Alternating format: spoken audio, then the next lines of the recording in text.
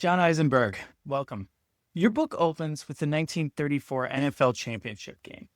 It really centers around five of the early owners: Mara of the Giants, Halas of the Bears, Marshall of the Redskins, Rooney of the Steelers, and Bell of the Philadelphia Eagles.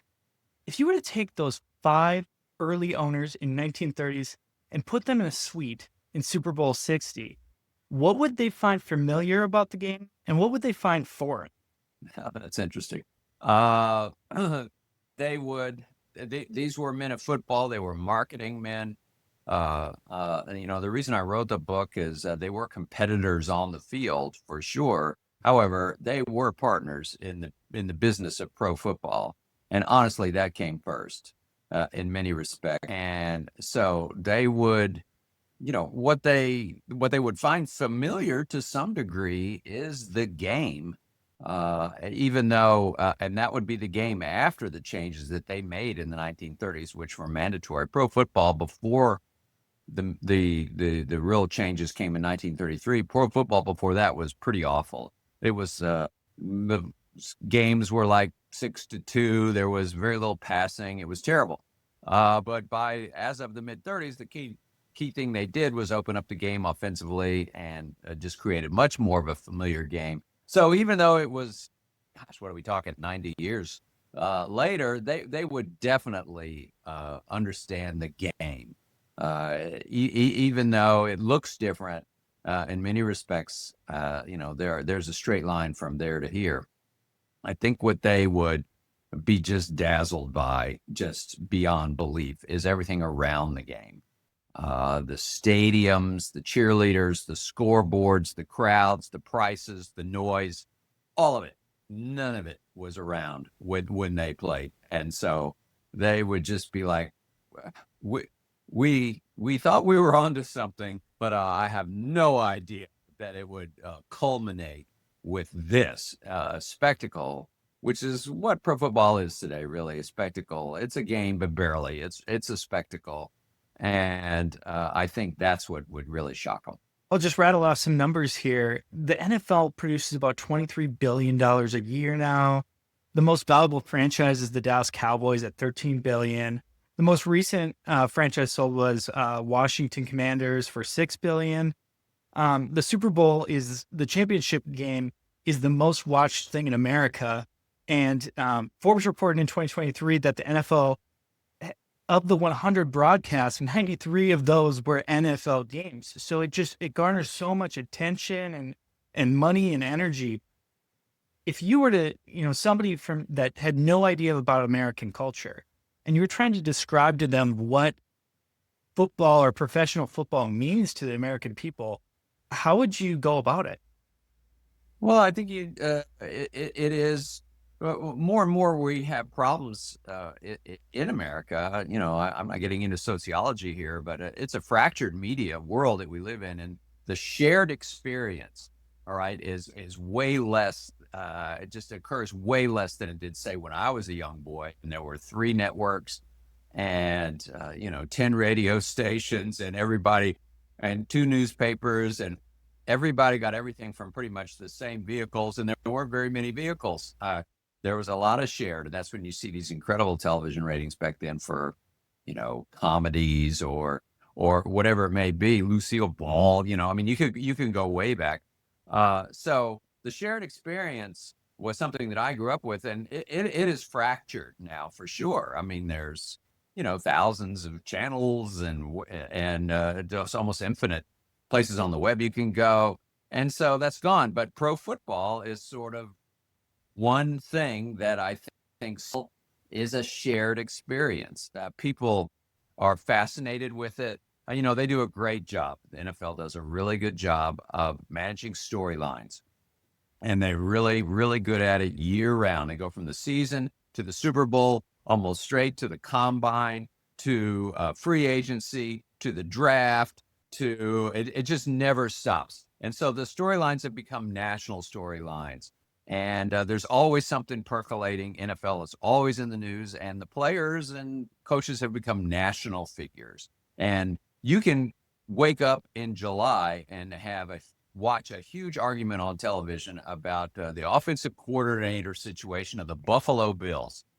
Okay. And you could put that out on a show and people will watch it.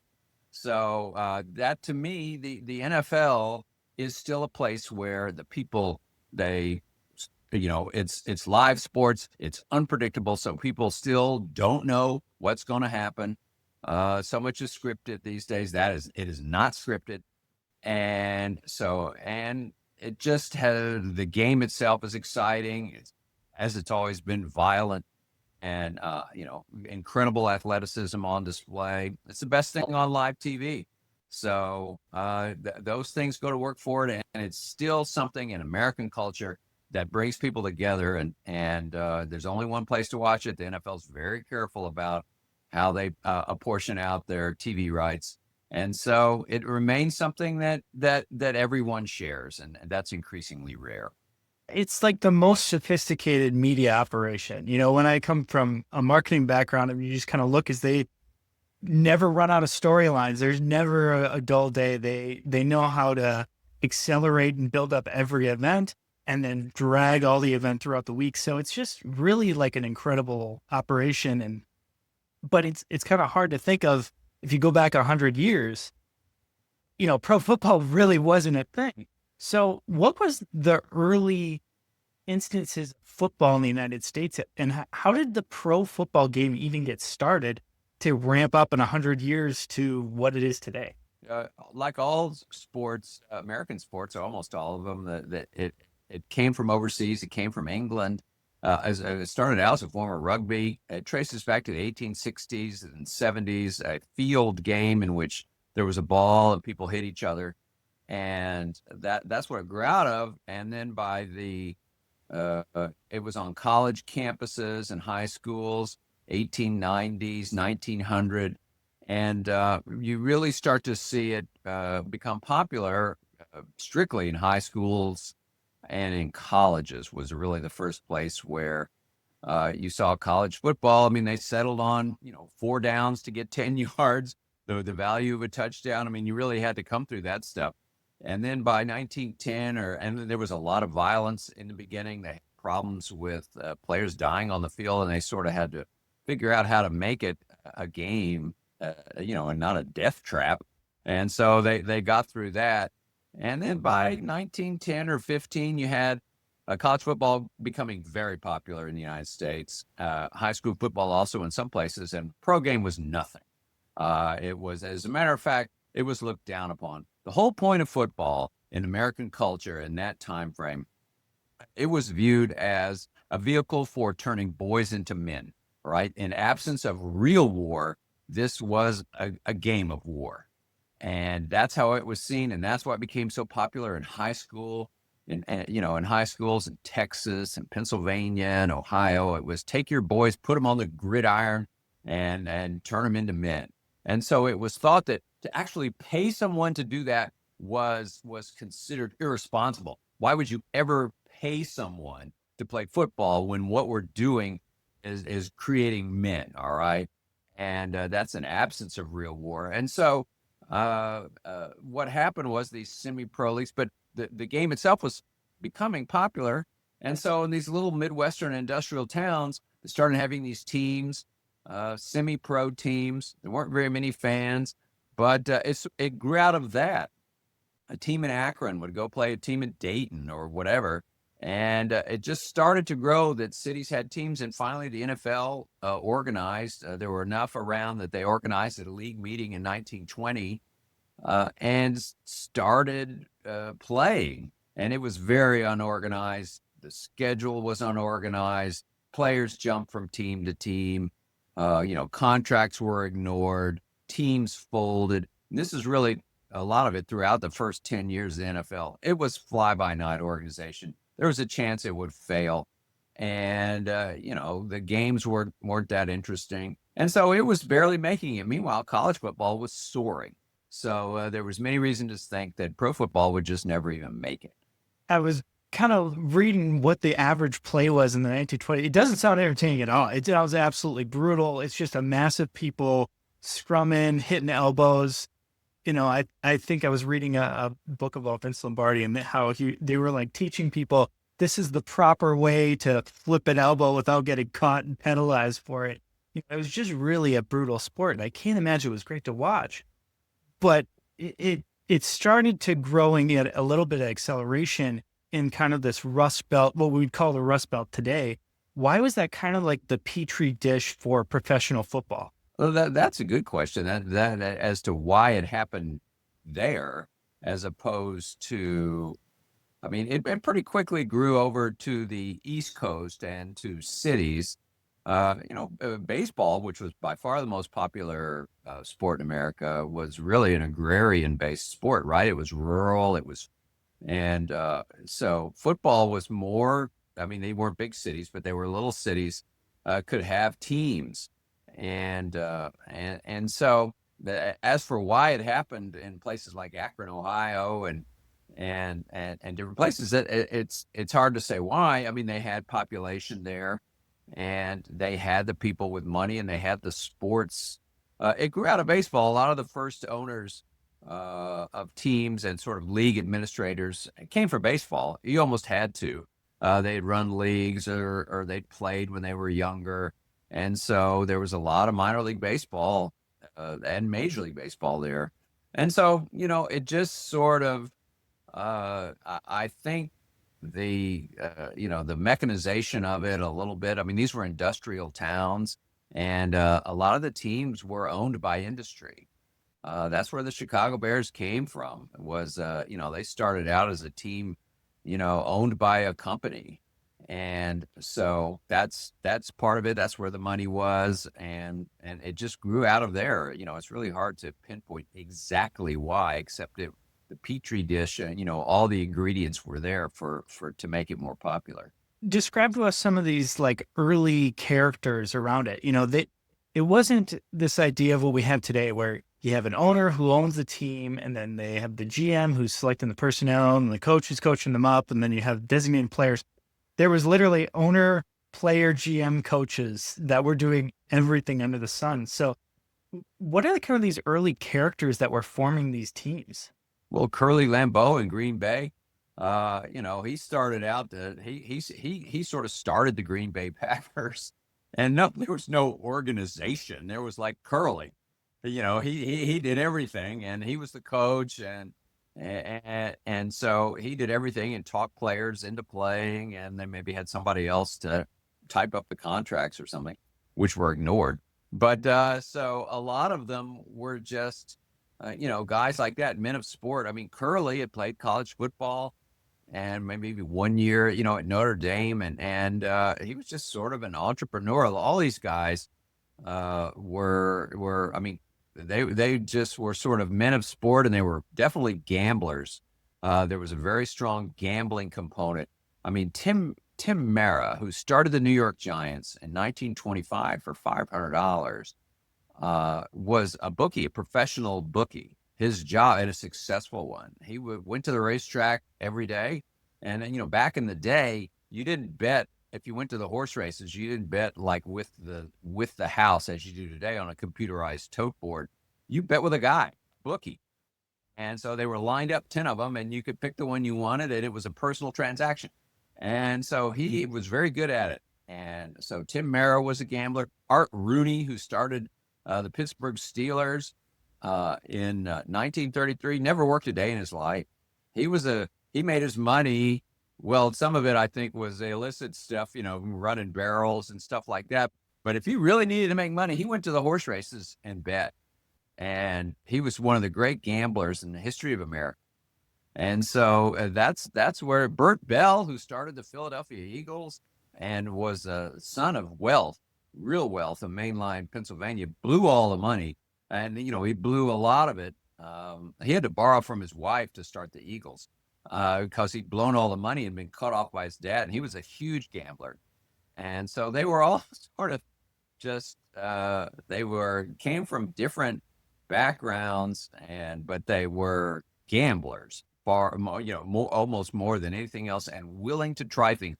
We don't have lives like this in America anymore. And these men, Tim Mara had his hand in like 10 different things. He had, alcohol, coal, precious metals, sold all these things, just did different things. He was a bookie. He promoted boxing matches. And he started a football team, that wound up is now worth $6 billion. But back then, so that's what those guys did. You just don't have lives like that anymore in America. So they were just sort of resourceful men. They were gambling, right? There was just so many of these stories of, the races and stuff.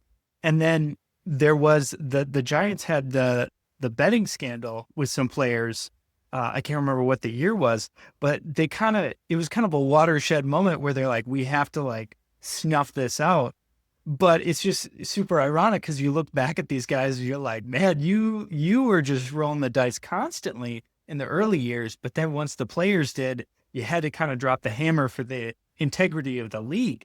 And it's just this weird kind of the way the path kind of comes forward. Well, what you have to remember, it was 1946 when there was a gambling scandal. The World Series got thrown right, the Black Sox scandal.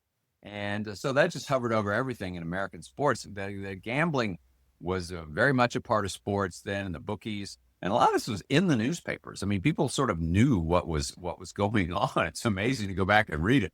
But so it was always a concern. Are the games on the level? That is truly, when they say that the most important thing is the integrity of the game, they still say it to this day. And, with now that it's all around in football, I think we're headed towards a real problem. It's quite possible. But the reason why that, it was all in the 20s, the 30s, the 40s, gamblers, they were in locker rooms, left and right, baseball, football. And what they wanted was injury information. And they were trying to, it was infused in American sports, marching hand in hand. And so what happened was Bert Bell, as commissioner in 1946, said, we're just what we're going to do. This is why every week of the NFL season, you get these injury reports 3 days a week. The reason you have them, it started with Bert Bell saying, we're going to take this injury information, we're going to put it out for everybody. We're going to eliminate the desire for this information because we're going to make it public. Okay. And so that pretty much knocked a lot of the gamblers out of the locker rooms. The information was there. And so that was their attempt to do that. 1946 championship game was the one, supposedly not thrown, but there were gamblers talking to the Giants quarterback and fullback the night before. And there was some thought the fullback, the next day the quarterback played, the fullback didn't get to play. And the Giants lost, and I don't think the game was thrown, but the NFL was very, very close to that happening, just like the Black Sox scandal a quarter century earlier. And so, that's been a constant concern, and I think that continues to this day. You're starting to see players. It's so easy now; they can gamble on their phones, right? And you're seeing more and more guys doing it. And I think there's only going to be more. I think we're headed at some point, some big game, they're going to have a problem. And I'm going to be very interested to see how that plays out. Pulling it back to the 1920s, you got these gambler, adventurous, entrepreneurial owners. They kickstart this league in the 20s, and it's just an uphill battle. There's teams hopping in and out of the league. There's players moving around. They're trying to gain credibility. What are they doing to make a league out of scratch? Pretty much, if anybody called the league office and said, hey, I got $500 and 11 guys, they were like, you're in. So that's what they were doing. They would promote it. They say, well, we got a team in, Syracuse now. Syracuse has old Joe from Syracuse called and said, he's got 500. He wants to get in. Rochester, New York. And so that's what they were doing, was taking on anybody, the Columbus, Ohio panhandlers and, all these.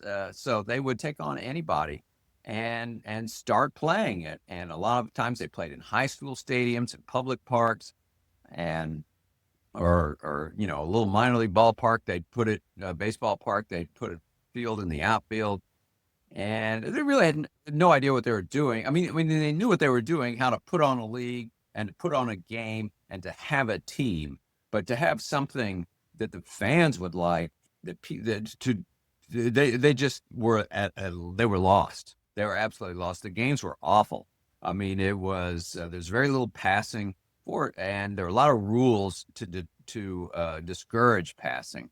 I mean, they had rules like if you're on the 5-yard line, all right, and you're trying to score, and you threw a pass in the end zone and it's incomplete, the other team got the ball on the 20-yard line, or it's a touchback. And also, any pass had to be thrown from at least 5 yards behind the line of scrimmage. And so there were all of these rules to discourage passing. And so as a result, most of the time, what it was you just hand it off to some guy, or they snapped the ball to a guy and he just ran in and into the middle of the line. And you just hope your guys were a little tougher. And there was a lot of punting. It was the golden era of punting. The punter was hugely important because it was field position. And so in many respects, just totally different than the game we see today. I mean, if you're trying to sell a product, punting or changes of possession doesn't seem to be quite the selling point you want it to be, right? No, I mean, you think about the things that have made it the NFL. So, the incredible talent of, say, the top quarterbacks, the violence of the one-on-one hits out in the flat, just the speed of people, the playmaking, none of it was on display. So it was mainly just 6-2 or something like that. And just not appealing. And so it was boring. And then, they were getting a little better at figuring out as they went along, say a decade in, well, we have a league and we have guys that put some money into it and we can have a season, but they were really flailing at making it interesting. So there was that point where they started to maybe kind of differentiate it from the college game a little bit more. And in your book, you highlight Marshall, which he's one of these characters that you're like, wow, this guy's interesting. He's got flair, he's got a limousine, he's got the fur coat, he's making bold declarations and outset, and he's making these suggestions. Football needs to be more like entertainment. It needs to be a better product. We need to do more passing. We need to move the goalposts closer so we can hit more field goals and more scoring. And you're like, wow, this guy's really interesting. And then you go, oh, but this guy's a pretty serious racist. And you're like, ugh, so it's kind of the back end of it, but he's kind of switching up the play a little bit. And the owners who are maybe a little more traditional guys, they go, we do need to differentiate a little bit. And they start adopting some of these groundbreaking changes that drastically increase the entertainment value of the product on the field. No question about it. George Preston Marshall, who he started them in Boston. They were the Boston Braves the first year. And then they won the team known as the Washington Redskins for years. He's a seminal figure in the history of the league. And every day that I was writing that book, The League, I got up and said a little thanks for him because he definitely stirs the drink. And he's complicated. It's not simple. He did a lot of great things. He did a lot of terrible things.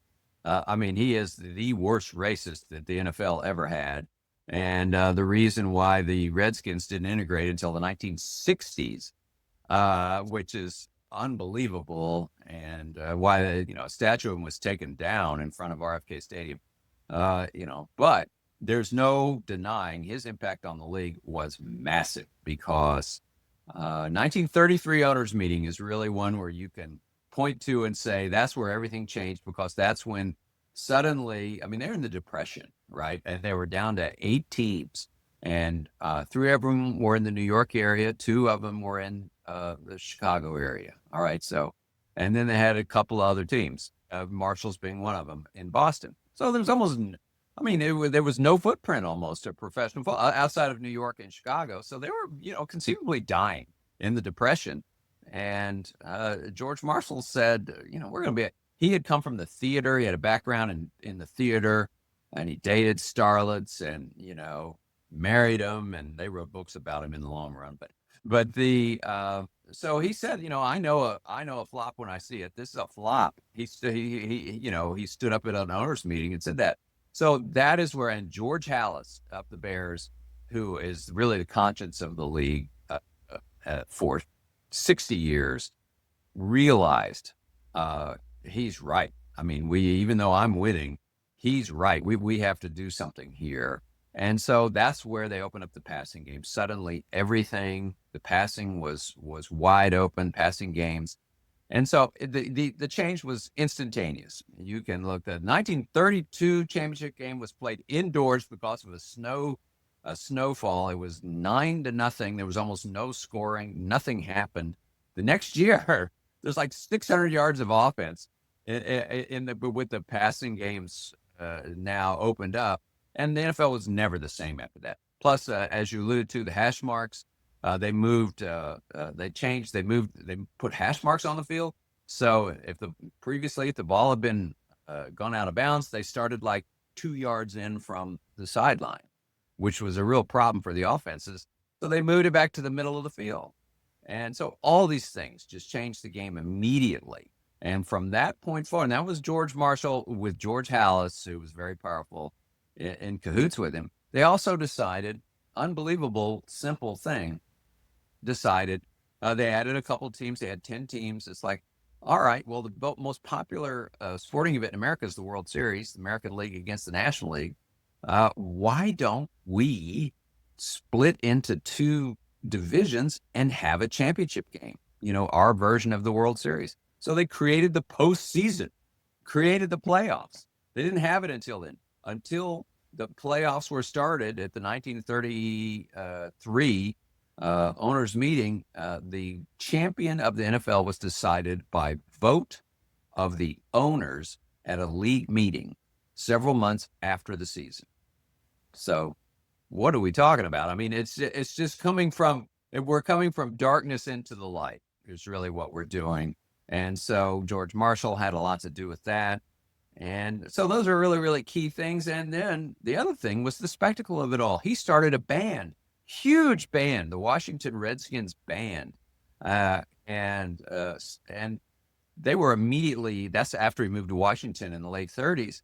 And that band, when they would go up and play a big game against the Giants, they take the train up from New York to Washington. From Washington to New York.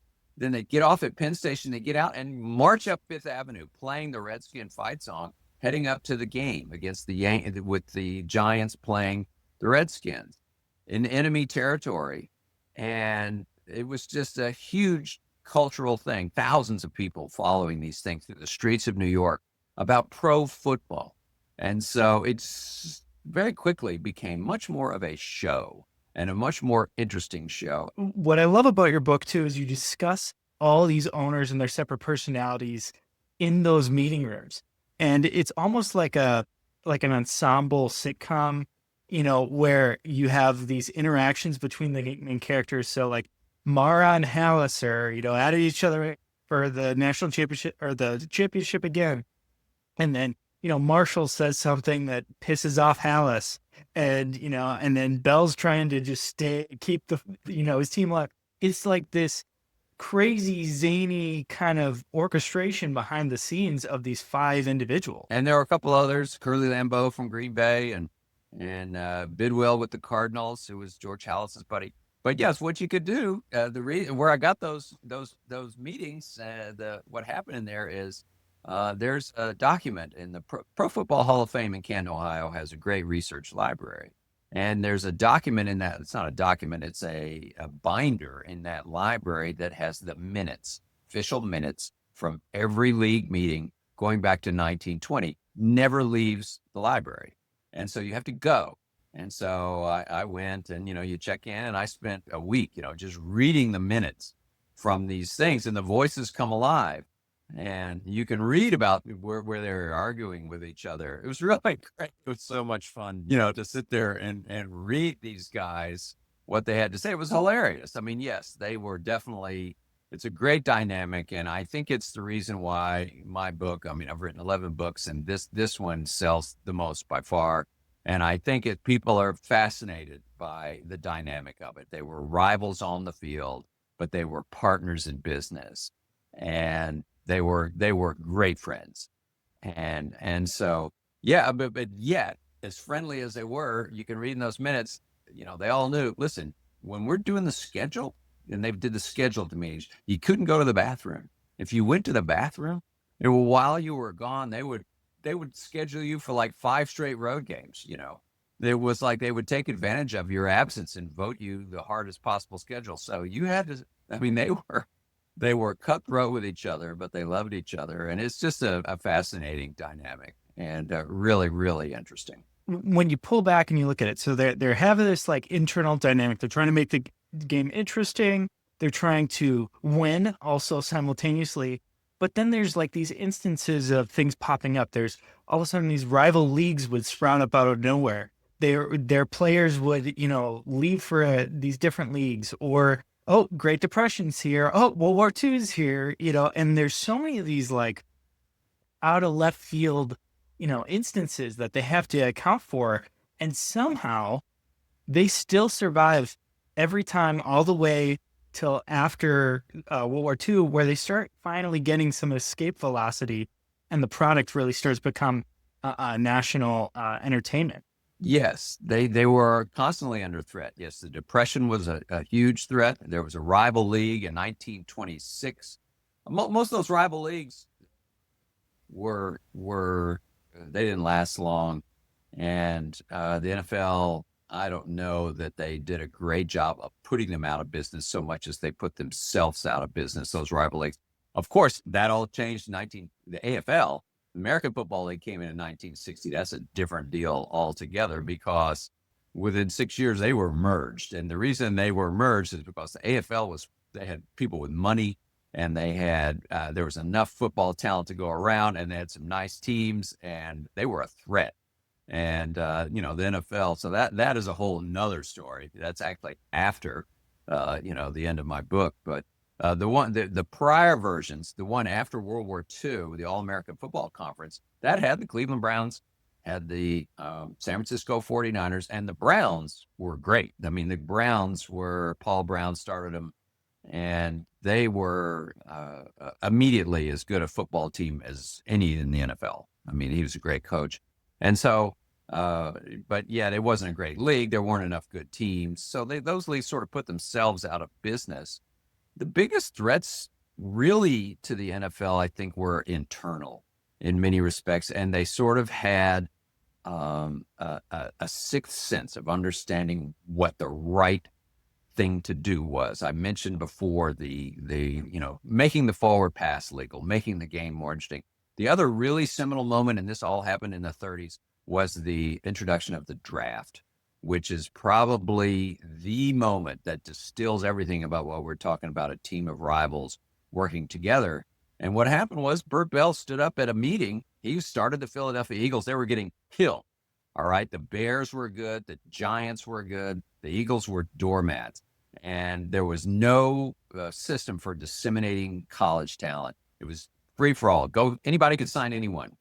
And so the teams that were doing well and had some success and had a little more money, they were getting all the good players. It was nobody wanted to go play for the Philadelphia Eagles. So he stood up at a league meeting and said, we don't do something here, I'm out of business. I'm out of business here. And as a matter of fact, I think we may all be out of business if we don't do something about leveling the playing field. And George Halas and Tim Mara looked at him, and they had the most to lose. They were dominating. They were winning championships, making the money, dominating the league. They looked at him and they said, you are right. And so he put up this system of the worst team, what we all now so much know, the worst team picks first, the second worst team picks second. And in the long run, inevitably would level the playing field. And so, but it was put to a vote. The Giants voted yes. The Bears voted yes, even though they knew that their reigns over lording over the league were going to end. It was going to end. Within 10 years or so, the playing fields would be level. And so they voted for it. They understood that.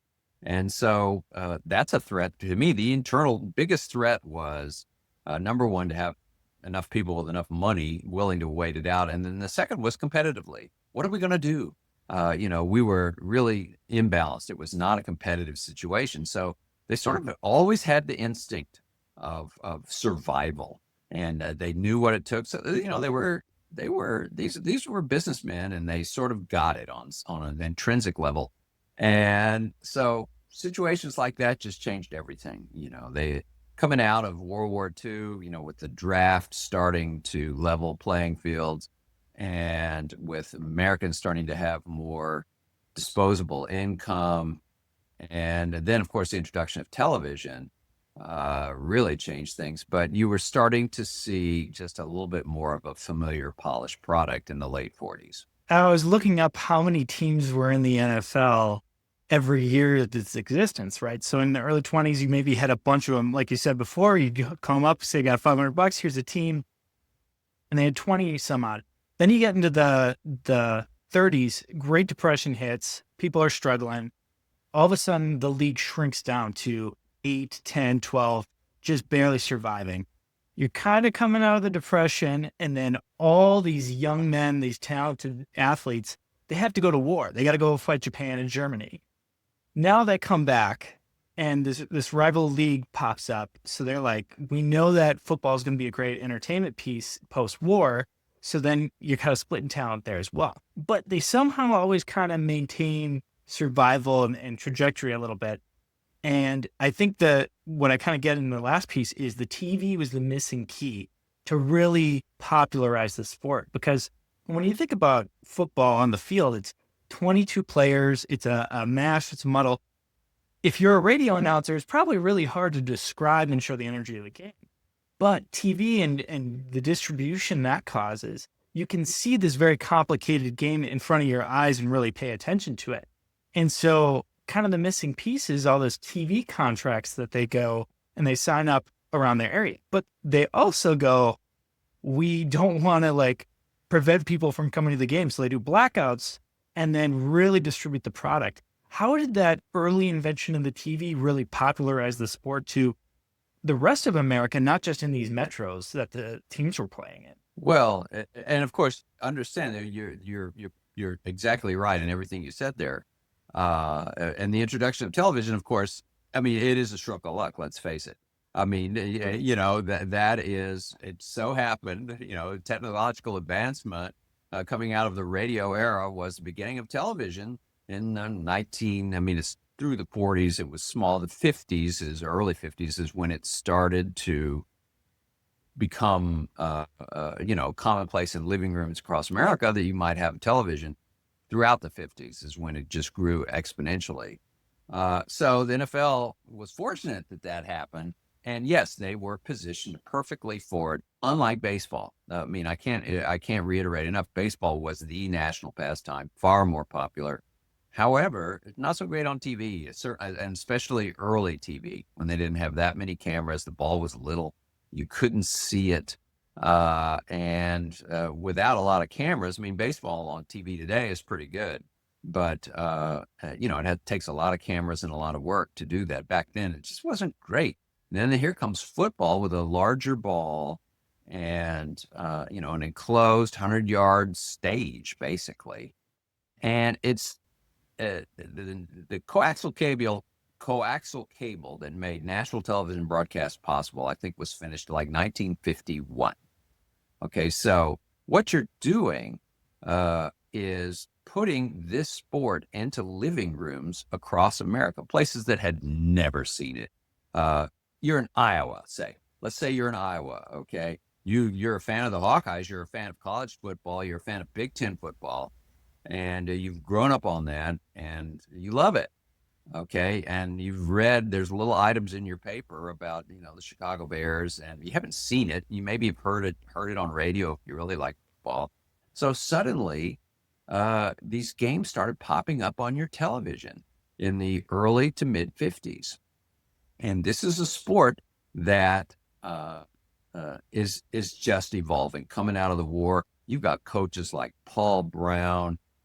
You've got really, really smart coaches, and these rule changes that we talked about before, the passing game and all that. It is becoming more sophisticated. Offenses are emerging.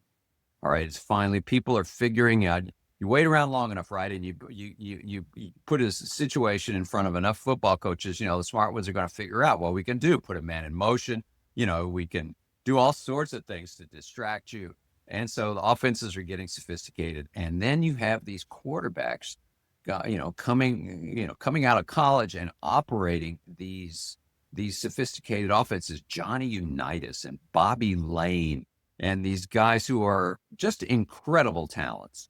All right. And suddenly it's on television in Iowa. And you're looking at that and you're thinking, that brand of football might be better than the brand of football I'm seeing at the University of Iowa game. It's really pretty good. And they're hitting each other harder.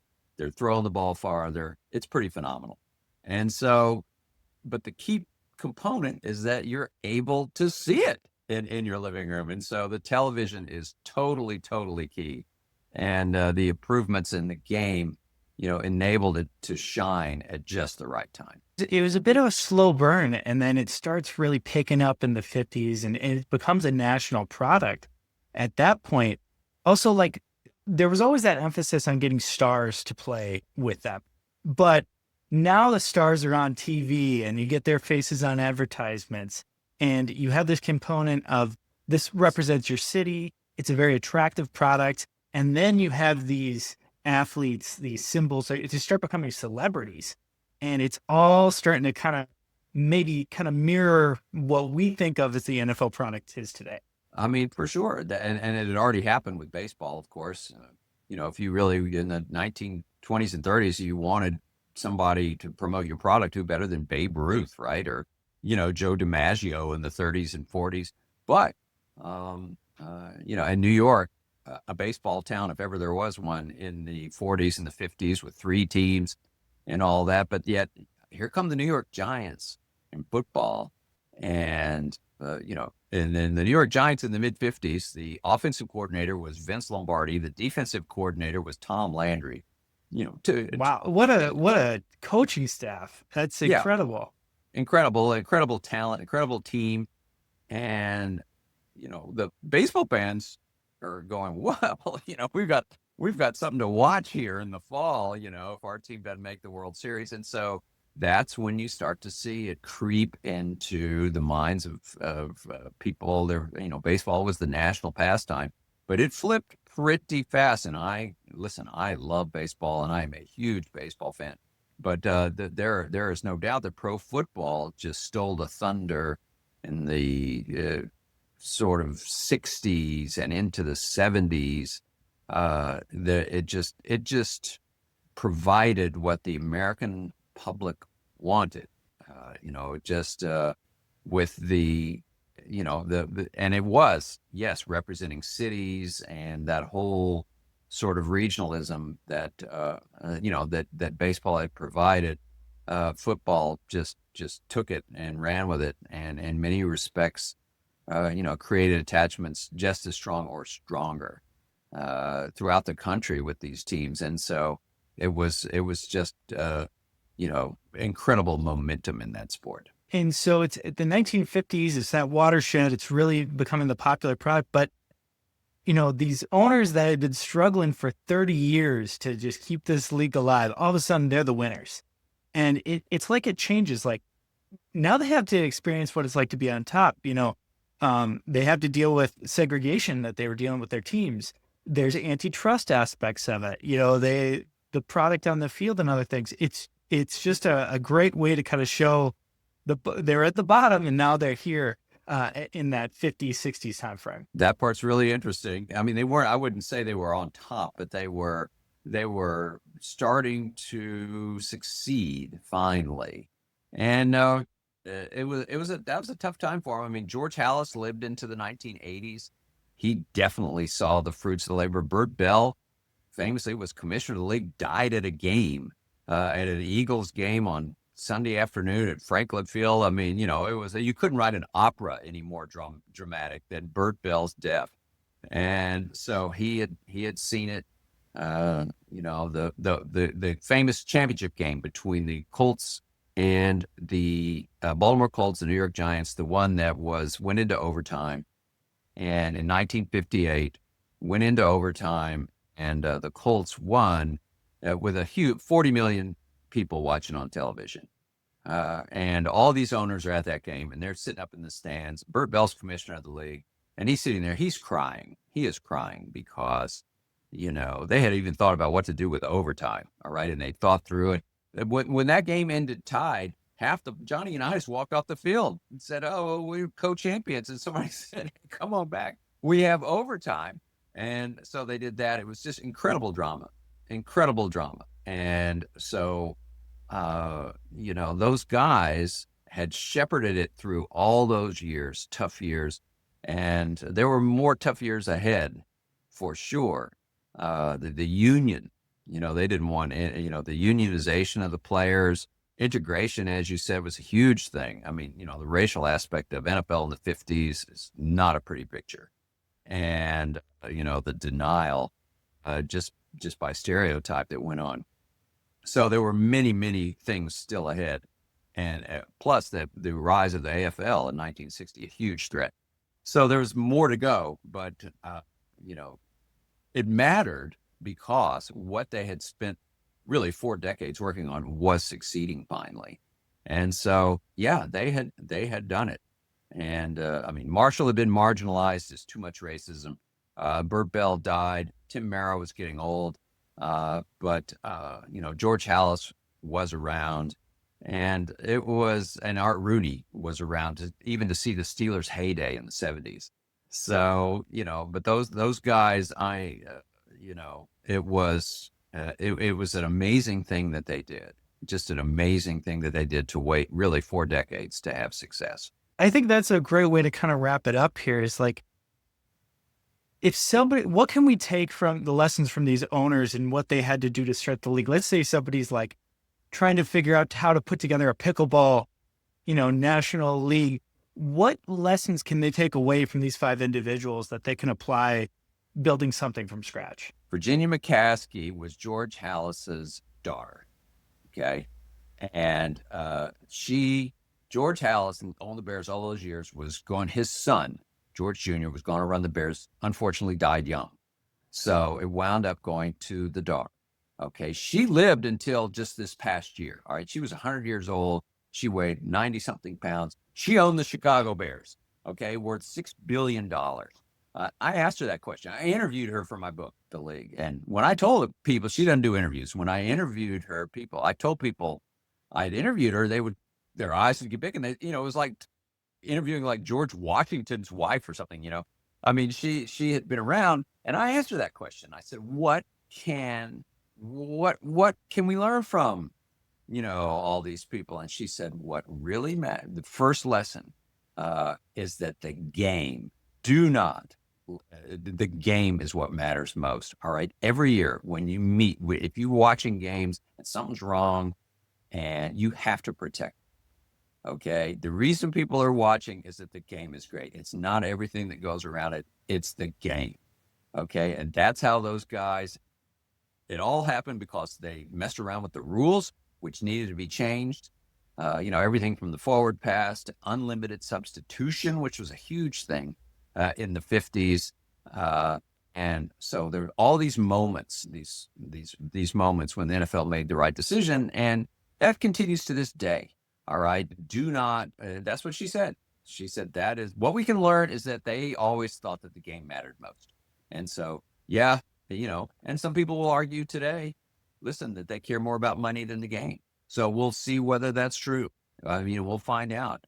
But you see it to this day with, the new kickoff rule and all these weird things going on. They're trying to get it right and evolving with ever-changing circumstances. But, that would be the lesson from them. Do not screw around with it. The game is what matters. John, I really appreciate you. Great book.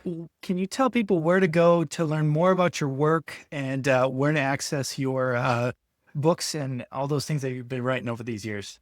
Yeah, so JohnEisenberg.com is one place where all my books are listed on my website. Also, they're all on Amazon. If you just Google me, go into Amazon and look, I've got 11 books in there, pro football history, baseball, horse racing. Almost all of it is nonfiction, narrative sports history. I'm also on Substack. If anyone has Substack, my Substack is called The Bird Tapes. It's actually baseball history. I'm doing the history of the Baltimore Orioles. So I'm all over the place. But those books, and The League can be found on Amazon or anywhere that you get books. I mean, it's a bestseller. It's an 8-year-old book at this point. It still sells like crazy because I think people are fascinated with the story that you and I have been talking about. So that's one you can find anywhere. John, thank you so much. Have a great day.